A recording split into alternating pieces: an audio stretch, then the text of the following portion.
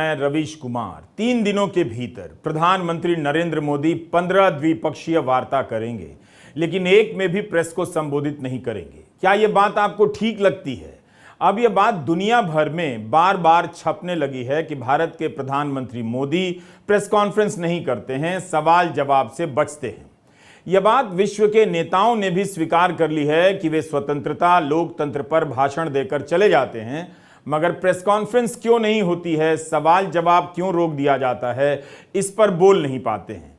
महाशक्ति कहलाने के नाम पर हर नेता लोकतांत्रिक मूल्यों से 4 कदम पीछे हटने में अब संकोच नहीं कर रहा है। इस वीडियो में हम G20 के सदस्य देशों में मीडिया की हालत पर बात करेंगे, लेकिन उससे पहले आपको ले चलते हैं जामा मस्जिद के इलाके में। यहाँ की बाजार समिति ने अपनी तरफ से इलाके को काफी सजा दिया है ताकि वे भी G20 के स्वागत में किसी से पीछे नजर ना आए।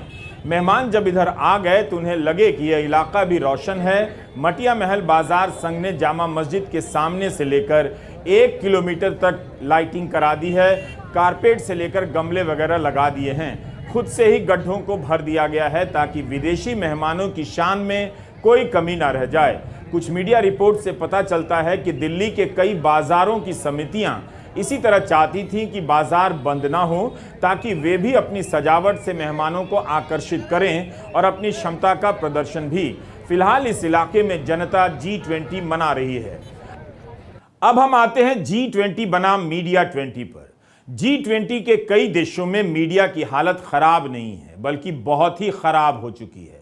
मीडिया को कुचला जा रहा है, मगर इस पर कहीं चर्चा नहीं।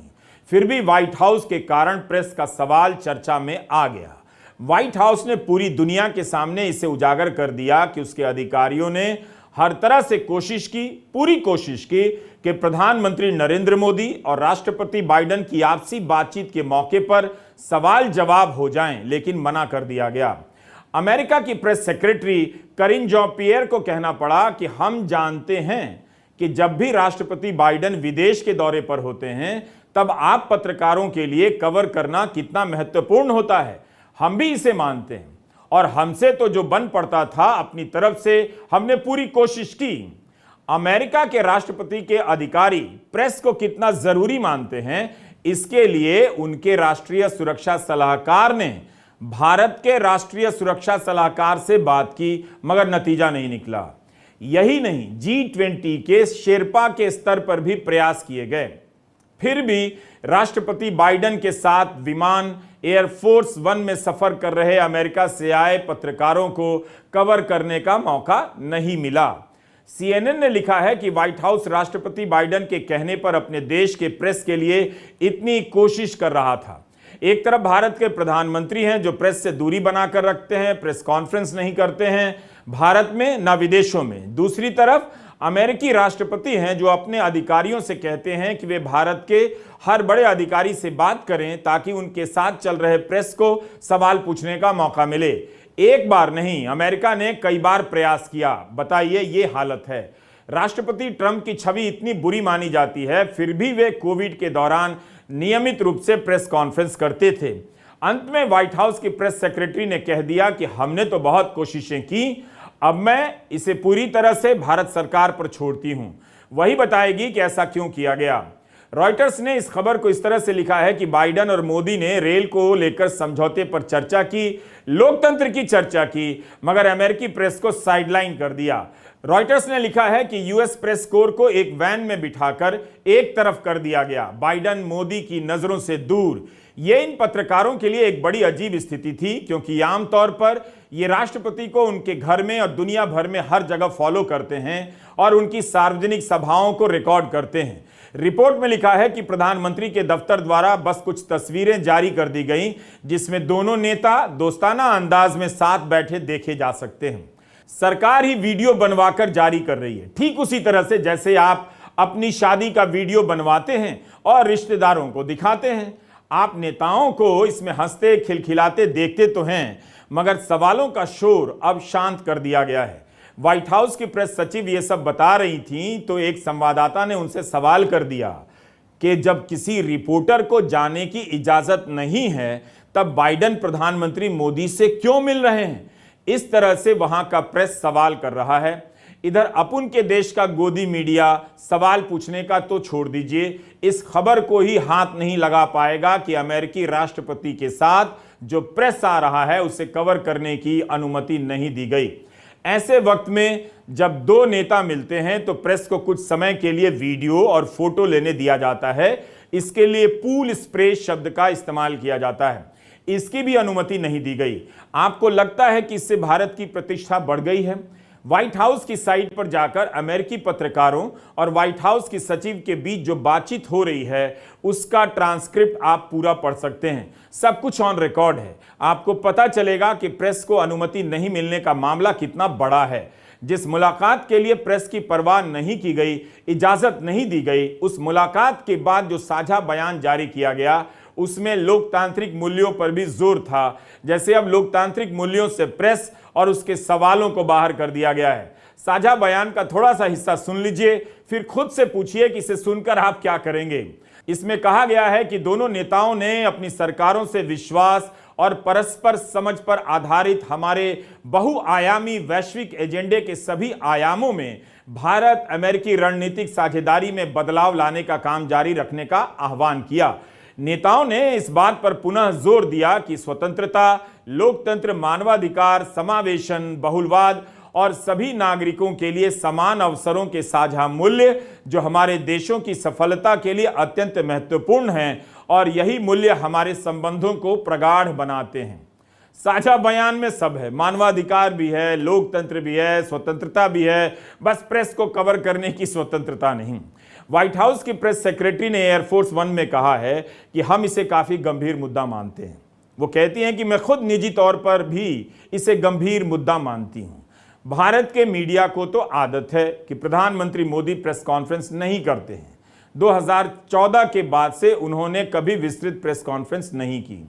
यह आदत इतनी गहरी बैठ गई है कि भारत के मीडिया से अब यह सवाल गायब हो चुका है। लेकिन अब अमेरिका के मीडिया को भी भारत का मीडिया बनना पड़ रहा है। उसे भी यह आदत डालनी पड़ रही है कि अगर कोई सम्मेलन होगा, वहां प्रधानमंत्री मोदी मौजूद होंगे तो निश्चित रूप से प्रेस कॉन्फ्रेंस नहीं होगी।